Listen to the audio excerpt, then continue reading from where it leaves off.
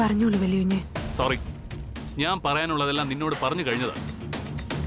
ഇനി നീയാ പറയാനുള്ളത് എന്നോട്.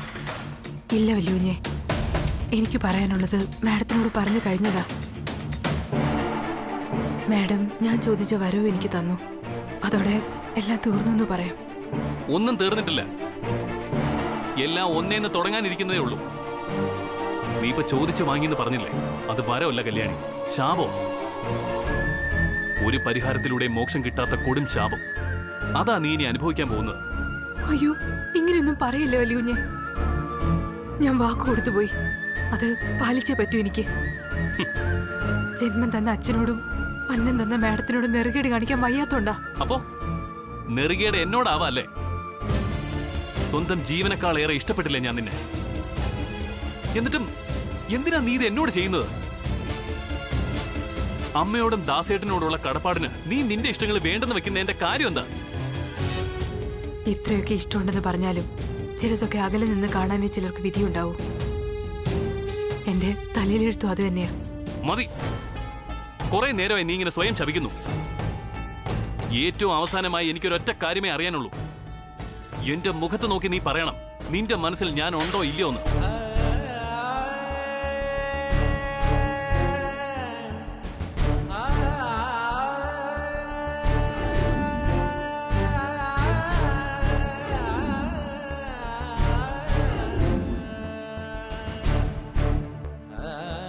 പറഞ്ഞത് കേട്ടില്ലേ കല്യാണി? എനിക്കിപ്പോ അറിയണം നീ എന്നെ ഇഷ്ടപ്പെടുന്നുണ്ടോ ഇല്ലയോ എന്ന്. തുറന്ന് പറ.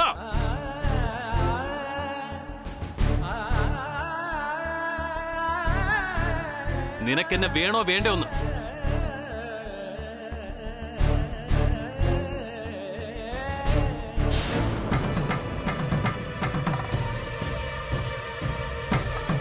നിന്റെ മനസ്സിലുള്ളത് എനിക്ക് അറിഞ്ഞേ പറ്റൂ.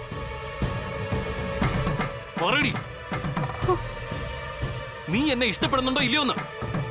എന്താ വലിയ ഇത്? കൈവിട്, എനിക്ക് പോണം. നീ ഒരിടത്തേക്കും പോകുന്നില്ല, എനിക്ക് മറുപടി കിട്ടിയേ പറ്റൂ. പറ, നിന്റെ മനസ്സിൽ ഞാനുണ്ടോ അതോ ഇല്ലേ? ചോദിച്ചത് കേട്ടില്ലേ? നിന്റെ മനസ്സിൽ ഞാനുണ്ടോന്ന്.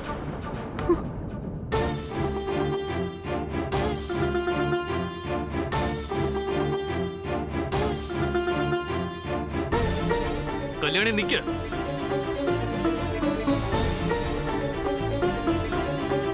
നിന്റെ മനസ്സിലുള്ളത് എനിക്ക് അറിഞ്ഞേ പറ്റൂ. പറയടി, നീ എന്നെ ഇഷ്ടപ്പെടുന്നുണ്ടോ ഇല്ലയോ?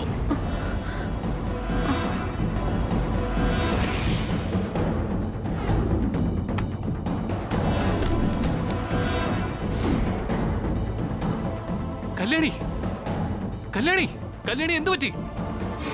കല്യാണി, കല്യാണി എന്താ പറ്റിയത്? കല്യാണി കണ്ണു തുറക്കാൻ.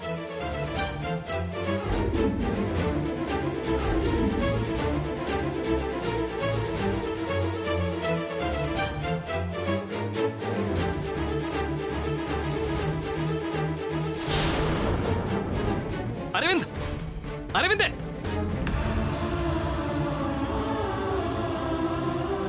കല്യാണി, കല്യാണി. അയ്യോ,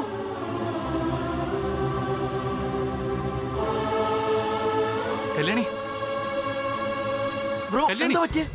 എടാ, കല്യാണി പെട്ടെന്ന് തലയിറങ്ങി വീണു. കല്യാണി, ഹോസ്പിറ്റലിൽ കൊണ്ടുവന്ന വണ്ടി എടുക്ക, ക്വിക്ക്. കല്യാണി, എഴുന്നേൽക്ക് കല്യാണി.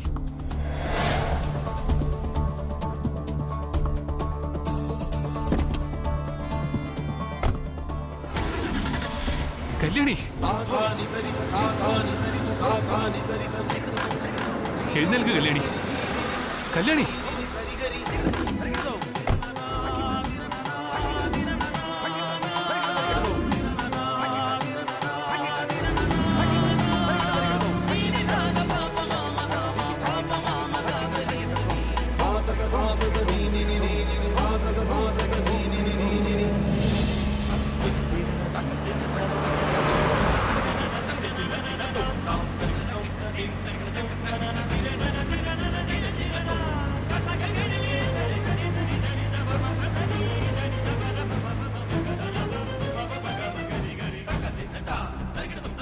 ഏയ്, മീറ്റിംഗ് വേണ്ടെന്ന് നോക്കണ്ട. ഇവിടെ കുടുംബത്തിൽ ചില ചടങ്ങുകളുണ്ടായിരുന്നു, അത് കഴിഞ്ഞു. അഖില പൂജാമുറി കയറിയിരിക്കുക. ചടങ്ങുകൾ ഭംഗിയായി കഴിഞ്ഞതിന് ദൈവങ്ങളോട് നന്ദി പറയാം. അറിയില്ലേ, പൂജാമുറിയിൽ കയറിയാൽ പിന്നെ ആരും ഡിസ്റ്റർബ് ചെയ്യാൻ പാടില്ല. അതാ അഖിലയുടെ നിയമം. ഒരു കാര്യം ചെയ്യാം, നമുക്ക് മീറ്റിംഗ് വൈകുന്നേരം ആക്കിയല്ലോ. മറ്റുള്ളവരുടെ അവൈലബിലിറ്റി നോക്കിയിട്ട് ഒന്ന് വിളിച്ചു പറയോ? ശരി, ഞാൻ വെയിറ്റ് ചെയ്യാം. ഓക്കെ.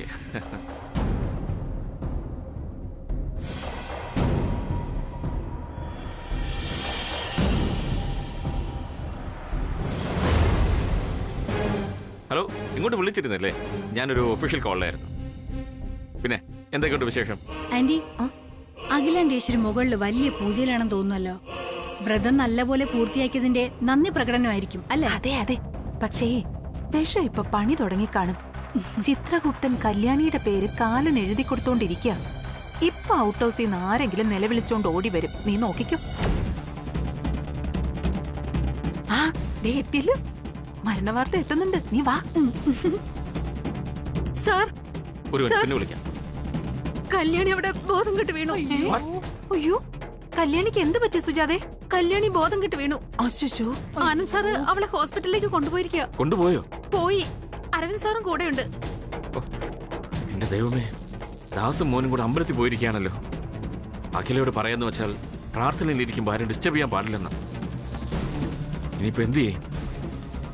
ശിവരാമേട്ടാ, കല്യാണി ഓൾറെഡി ഹോസ്പിറ്റലിലേക്ക് കൊണ്ടുപോയിരിക്കല്ലേ. ഇപ്പൊ ഇവിടെ കിടന്നതിന് ധൃതി വെച്ചിട്ട് കാര്യമൊന്നുമില്ല. ആനന്ദിനൊന്ന് വിളിച്ചാ മതി, കാര്യം അറിയാം.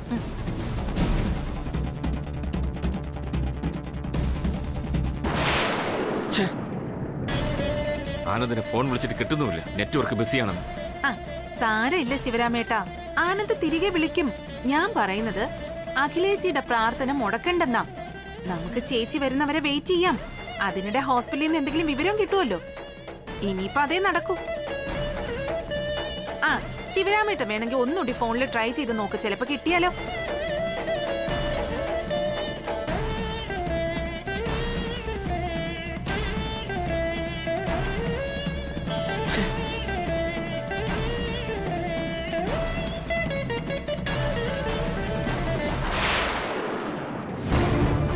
ഇന്ന് അവള് തീരും, എനിക്കത് ഉറപ്പാ.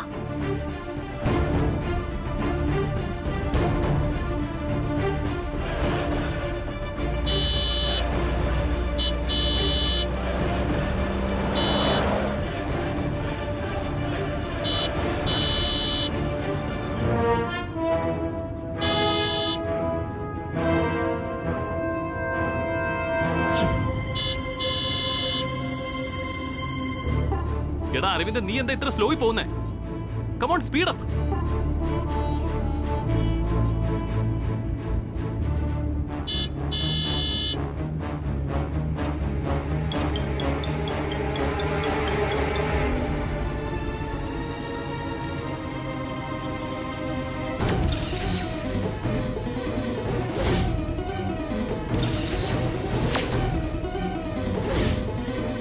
എടാ അരവിന്ദ്, ഒന്ന് സ്പീഡിൽ പോടാ, പെട്ടെന്നാവട്ടെ. ബ്രോ, ഞാൻ സ്പീഡിലാ പോകുന്നേ. ബ്രോക്ക് ഇതെന്താ പറ്റിയേ? എന്ത് പറ്റാൻ? എടാ, കല്യാണിയുടെ വായിൽ നിന്ന് നൊരയും പതയൊക്കെ വരുന്നുണ്ട്. അയ്യോ ഈശ്വരാ, അവക്ക് എന്തെങ്കിലും പറ്റിയ പിന്നെ ഞാനില്ല.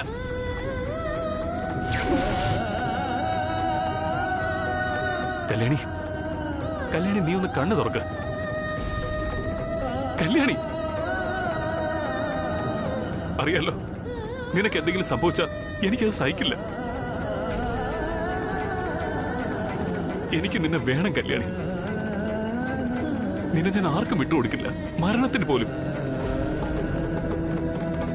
നീ എന്റെ പെണ്ണ, എന്റെ മാത്രം പെണ്ണ.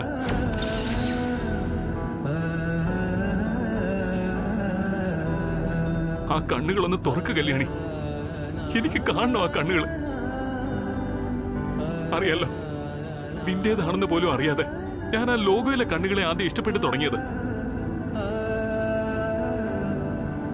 അത് നിന്റെ കണ്ണുകളാണെന്ന് അറിഞ്ഞപ്പോ എന്റെ സന്തോഷം ഇരട്ടിക്കായിരുന്നു. പിന്നെ രാത്രിയും പകലും ആ കണ്ണുകളെ ഞാൻ കണ്ടിട്ടുള്ളൂ, അതിനോടെ ഞാൻ സംസാരിച്ചിട്ടുള്ളൂ. ഓരോ ദിവസം കഴിയും തോറും വെറും കൂട്ടുകാരിൽ നിന്നും ജീവിതത്തിൽ തന്നെ കൂട്ടാക്കാൻ നീ കൂടെ വേണമെന്ന് ഞാൻ നിശ്ചയിച്ചതാ. എന്റെ ഭാര്യയായിട്ട് എന്റെ ഭാര്യയായിട്ട്.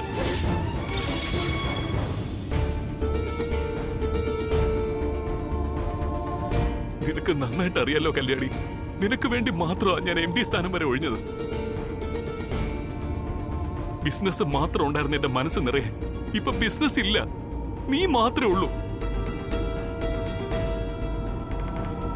നീ ഇനി ഏത് സത്യപ്രമാണ വ്രതം എടുത്താലും മനസ്സടക്കി എന്നെ മാറ്റി നിർത്തി എന്ത് വരം ചോദിച്ചാലും എനിക്കറിയാം നിന്റെ മനസ്സ് നിറയെ ഞാനാണെന്ന്.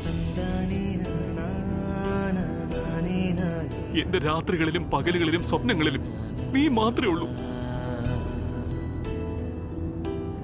പ്രേമത്തോട് വെറുപ്പായിരുന്ന ഞാൻ ഇന്ന് നിന്നെ ഭ്രാന്തമായി പ്രണയിക്കുക കല്യാണി.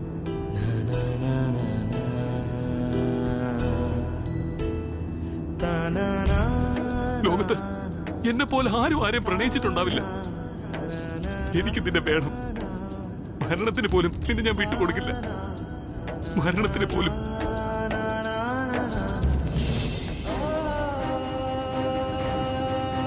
കണ്ണ് തുറക്ക് കല്യാണി, പ്ലീസ്.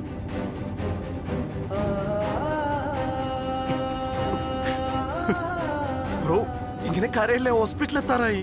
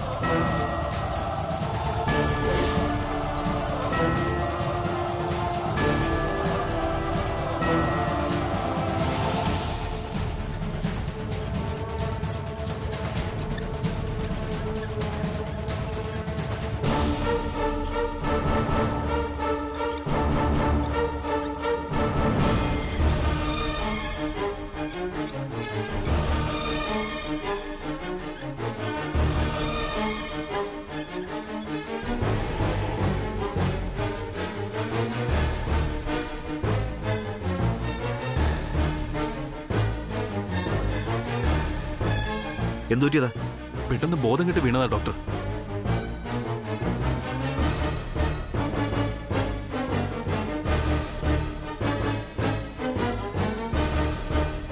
ഫിറ്റ്സ് എങ്ങനെ വരുന്ന കുട്ടിയാണോ? ഇല്ല ഡോക്ടർ, അങ്ങനത്തെ പ്രശ്നമൊന്നുമില്ല. 3 ദിവസമായിട്ട് ആള് ഉപവാസത്തിലായിരുന്നു. ഇനി അതിന്റെ വല്ലതും? അത് നോക്കണം. പൾസ് വളരെ വീക്കാ. പേഷ്യന്റിനെ ഐസിലേക്ക് കൊണ്ടുപോയിക്കോളൂ.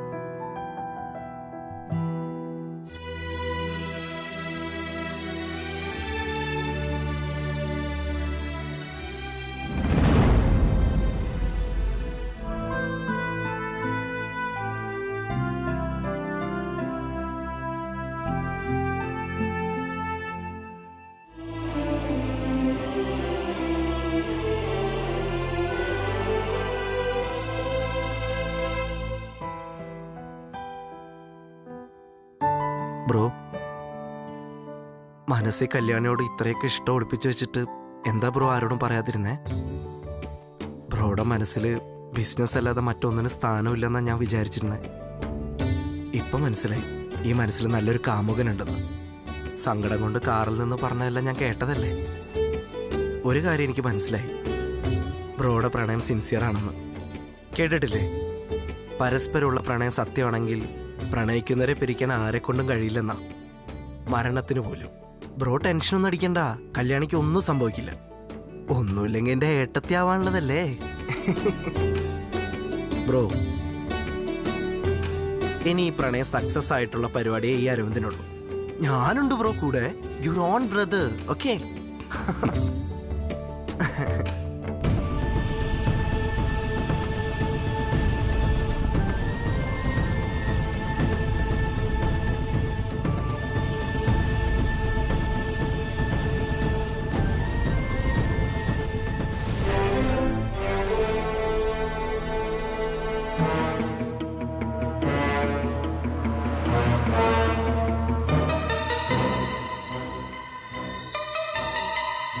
മോനെ, നീ പ്രസാദം കൊണ്ടുപോയി ചേച്ചിക്ക് കൊടുക്ക്. അച്ഛൻ മാഡത്തിനെയും സാറിനെയും കണ്ടിട്ട് വരാം. ശരി അച്ഛാ. ചെല്ല്.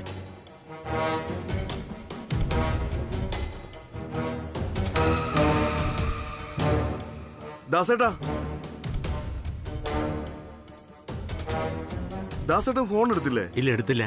ഞാൻ എത്ര തവണ വിളിച്ചെന്നറിയോ? എന്ത് പറ്റി സൈവറെ? രണ്ടുപേരും നല്ല ടെൻഷനിലാണല്ലോ. എന്ത് പറ്റി നിങ്ങക്ക്? അത് ദാസേട്ടാ, നമ്മുടെ കല്യാണി ബോധം കെട്ട് വീണു. കല്യാണി ബോധം കെട്ട് കൂടുന്നോ?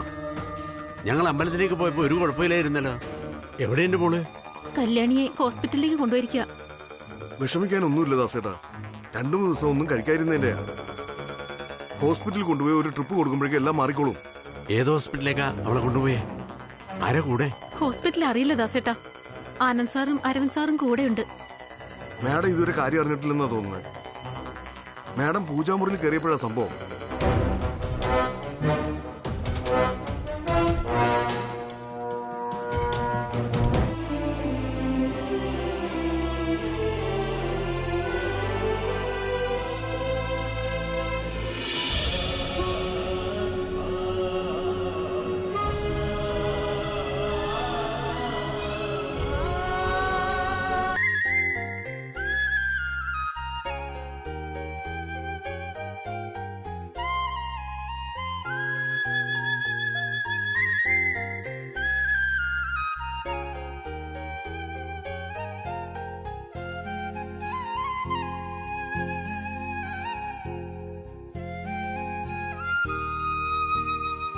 ആ, ഞങ്ങൾ ഹോസ്പിറ്റലാ. ശബരി ബ്രോ ഇങ്ങോട്ട് വന്നാ മതി. ബ്രോ നല്ല ടെൻഷനില്ല. ഇല്ലല്ല, ഡോക്ടർ പുറത്തിറങ്ങിയിട്ടില്ല. അതേ, ശബരി ബ്രോ നല്ല കക്ഷിയാ കേട്ടോ. ബ്രോയും കല്യാണിയും തമ്മിലുള്ള പ്രേമം എൻ്റെ അടുത്ത് ഒളിച്ചു വെച്ചില്ലേ? വേണ്ട വേണ്ട വേണ്ട, ഒന്നും പറയൊന്നും വേണ്ട, എല്ലാം ഞാൻ അറിഞ്ഞു.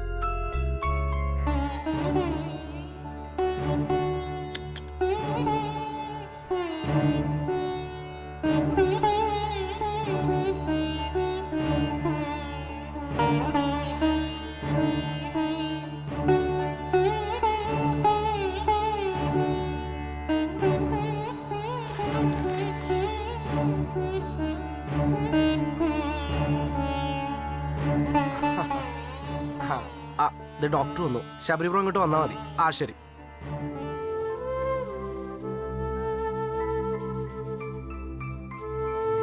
ഡോക്ടർ, കല്യാണിക്ക് എങ്ങനെയുണ്ട്? ട്രീറ്റ്മെന്റ് തുടങ്ങി. ഇടയ്ക്ക് ബോധം വന്നു. ഇപ്പം മയക്കത്തില. അല്ല, പേഷ്യന്റിന് എന്ത് പറ്റിയെന്നാ പറഞ്ഞത്? അല്ല, അത് കഴിഞ്ഞ 3 ദിവസം ഒരു വ്രതത്തിലായിരുന്നേ. ഈ 3 ദിവസം ആള് പച്ചവെള്ളം വരെ കുടിച്ചിട്ടില്ല. ഏയ്, അതൊന്നുമല്ല കാരണം. വിഷം കലർന്ന് എന്തോ ഉള്ളിൽ ചെന്നിട്ടുണ്ട്. അതാണ് പ്രശ്നം ഉണ്ടാക്കിയത്. വിഷോ? ഡോക്ടർ എന്താ ഈ പറയുന്നേ? കല്യാണി കുറച്ചു മുമ്പ് കുടിച്ച് പാലാ വ്രതം അവസാനിപ്പിക്കാൻ. എന്നാ ആ പാലിൽ വിഷം കലർന്നിട്ടുണ്ട്.